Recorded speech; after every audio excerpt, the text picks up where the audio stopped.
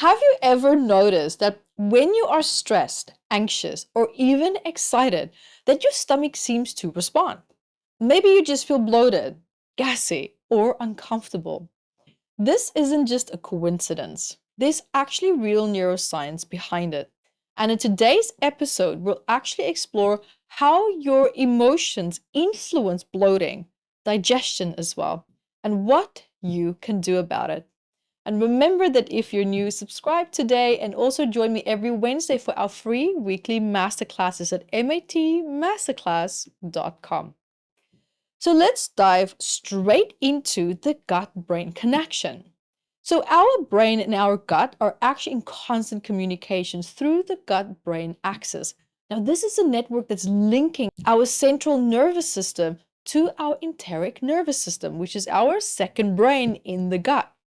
Now, this connection also happens through the vagus nerve, neurotransmitters, and also even gut bacteria. So now, when you are stressed or anxious, your body actually enters that fight or flight mode, which is activating the sympathetic nervous system. This slows down digestion, causing bloating and cramping and just a lot of discomfort.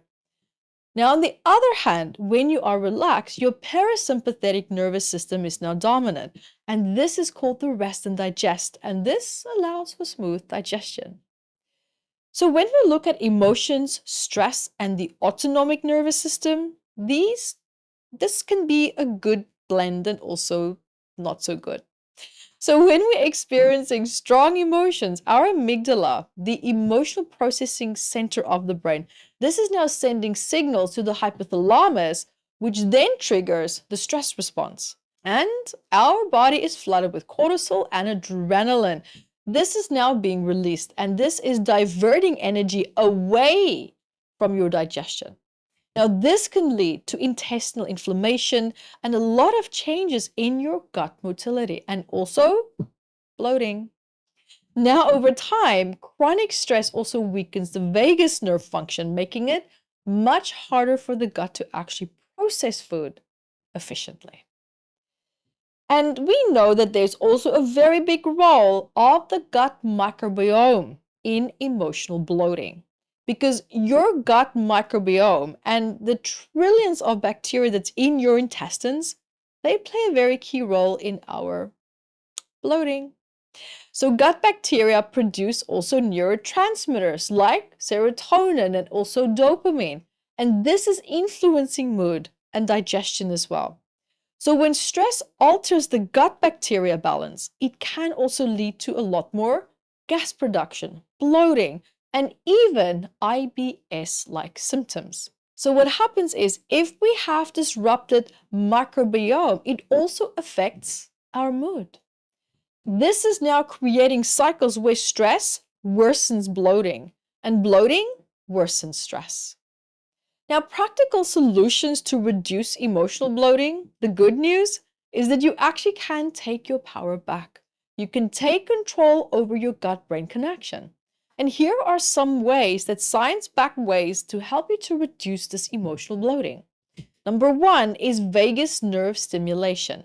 So activities like deep breathing, singing, and cold exposure, perfect. It is very, very powerful. Mindful eating. Eating slowly and without distractions actually really helps the nervous system stay in rest and digest mode. Just for me personally, eating needs to be in a calm place and space. If there's too much people and talking and questions and this and that, I'd rather just not eat and engage. But for me to feel that push-pull of trying to entertain and talk and all of that at the same time, because when you have conversations with people, you have emotions coming and going and so forth. So for me personally, I find that I don't feel so great after a lot of conversations and trying to eat at the same time.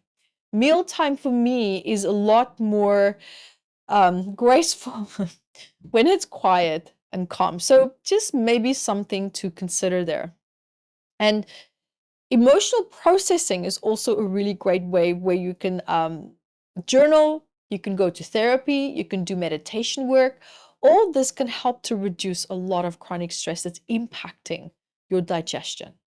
And probiotics and prebiotic foods are very, very good. So supporting your gut bacteria with fiber, with fermented foods, this can really help to rebalance digestion as well. So as you can see with today's episode, bloating isn't just about what you ate, but it's also about how you feel.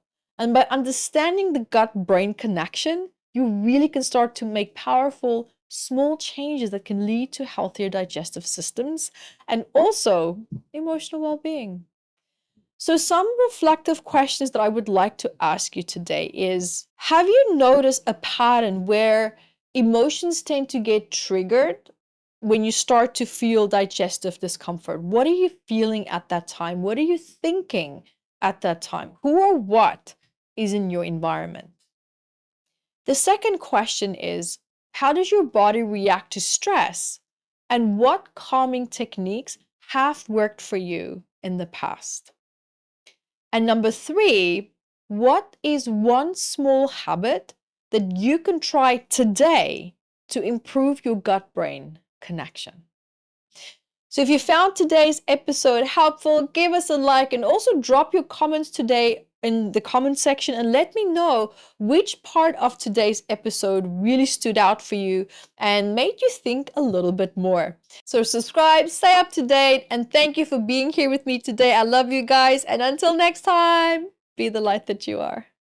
And remember, if you want to learn more about stored emotions in the body and how they can even be hiding behind ailments, tension, pain, negative thoughts, beliefs, any challenges that you're having in your body, there's going to be stored messages. So remember to go grab your copy of Metaphysical Anatomy. It's a big book of 722 medical ailments and then the emotions that are suppressed behind them as well. You'll be also finding powerful questions in this book that can really truly help you to get started on your healing journey. And you can find your copy at evettebooks.com.